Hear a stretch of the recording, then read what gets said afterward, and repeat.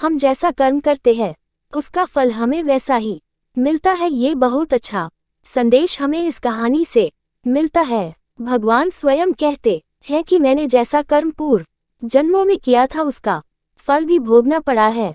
एक संत अत्यंत सरल स्वभाव के थे। वे जब भिक्षा मांगते थे तो कहते थे परमात्मा के नाम पर दे दो, जो जैसा करेगा वैसा ही भरेगा। उस नगर में एक कुलटा व्यभिचारिणी स्त्री रहती थी। जब वह स्त्री संत के वचन सुनती है कि जो जैसा करेगा वैसा भरेगा तो वह सोचती है कि यह संत मुझे तो नहीं सुनाता है। उसके मन में पाप आ गया। उसने सोचा कि कैसे इस संत को मार दूं। स्त्री ने 2 लड्डू खूब घी मेवा आदि डालकर बनाए और उनमें जहर मिला दिया। जब वह संत उस स्त्री के दरवाजे से गुजरा तो उसने कहा कि जो जैसा करेगा वैसा ही भरेगा।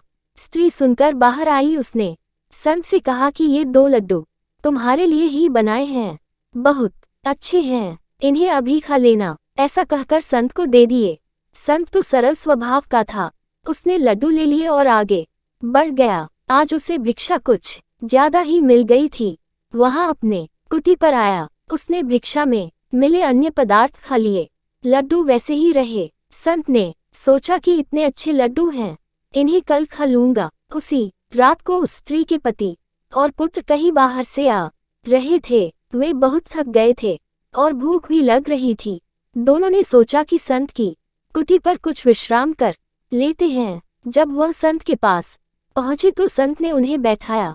पुत्र ने कहा कि बाबा भूख लगी है, कुछ खाने के लिए हो तो दीजिए। संत ने वे दोनों लड्डू एक पिता को और एक पुत्र को खाने के लिए दे दिए। लड्डू खाने के बाद दोनों का प्राणांत हो गया। वे दोनों मर गए। जब वह स्त्री संत के पास आई तो सिर पटक कर रोने लगी कि यह लड्डू तो मैंने ही संत को मारने के लिए बनाए थे। ये क्या हो गया?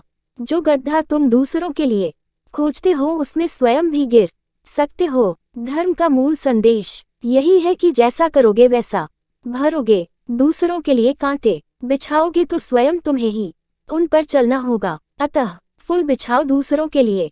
आशा है कर्म का फल कहानी जरूर पसंद आई होंगी। कृपया इसे सब्सक्राइब और शेयर जरूर करें। धन्यवाद। Please support my channel.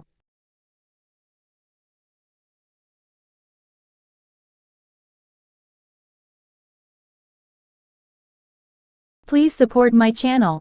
Please support my channel.